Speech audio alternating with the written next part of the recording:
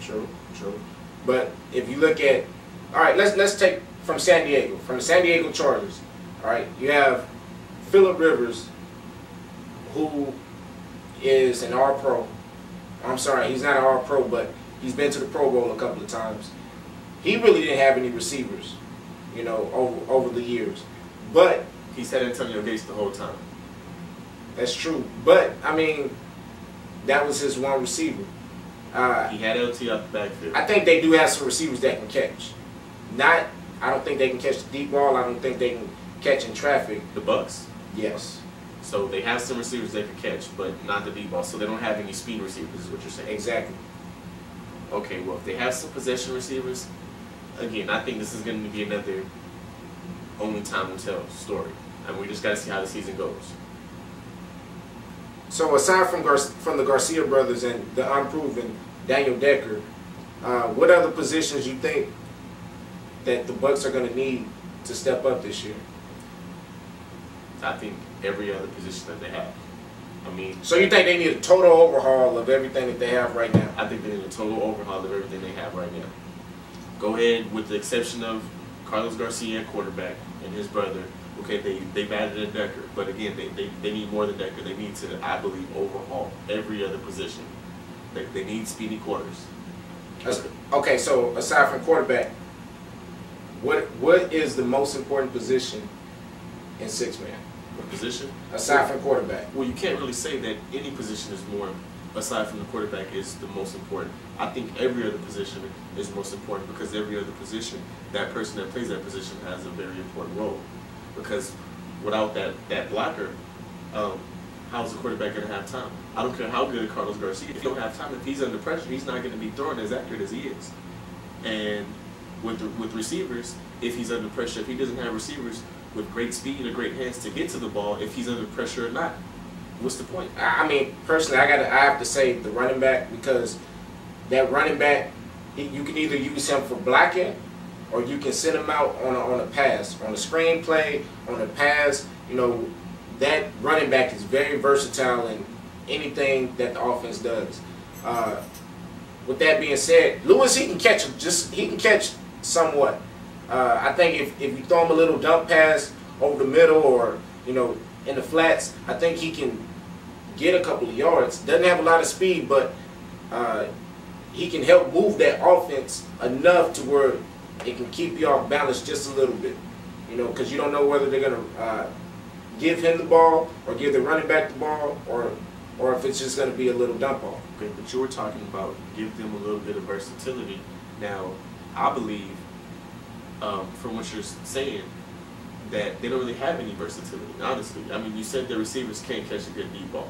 You're right. So if all they play is just little run and pitch and little medium range passes, I mean, what is that going to do? I think that's going to enable the teams to pressure them, and that's going to enable also the other corners to put them a lot closer, because they're not going to respect the deep ball. What Decker, or I think what they need to do as far as Decker goes, this kid he's going to have to play both ways. Period. If he's an athlete like that, I think he's going to have to go both defense and offense. You know, it's pretty tiring playing that defensive end position because you're constantly on the go.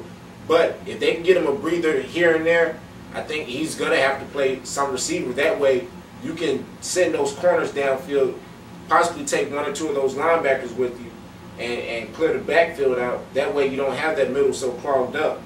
You know, so he can roll with it. Still, I still like playing both ways. They be playing the team where they have exceptional blocking. So they're going to type him out at the, and if they rely for pressure and for their deep ball, there's no way to do both. He's going to be too fatigued to do the other job correctly. So you don't see them playoffs at all? I don't see them making the playoffs at all. I mean, not this year, not next year, not even the year after that, unless they do a complete overhaul. So in a 10-game season, I mean, when do you think they'll get? They had 2 the year before. I think Decker gets them maybe 3. 3? That's it? 3, that's it. Again, he's unproven. I mean, I'm not taking nothing away from the kid. He's a great kid, but he's unproven. And if he's the only addition that they've added as far as athletic-wise, he gets 3 wins. I mean, the other teams, the Bucks are in a tough conference. They are. There are a lot of other teams with great athleticism and speed. As much as I want to put the Bucks up there and want to see them get out the bottom part of the North, I gotta agree with you. 3 wins is kind of a push from where they've been at, but I think 3 wins is substantial enough because you're gonna have some close games that can go either way.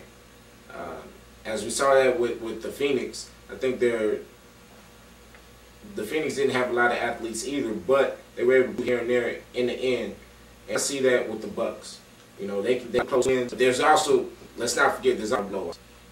Yes, and that's where their lack of veteran leadership on the defensive end is going to come into play.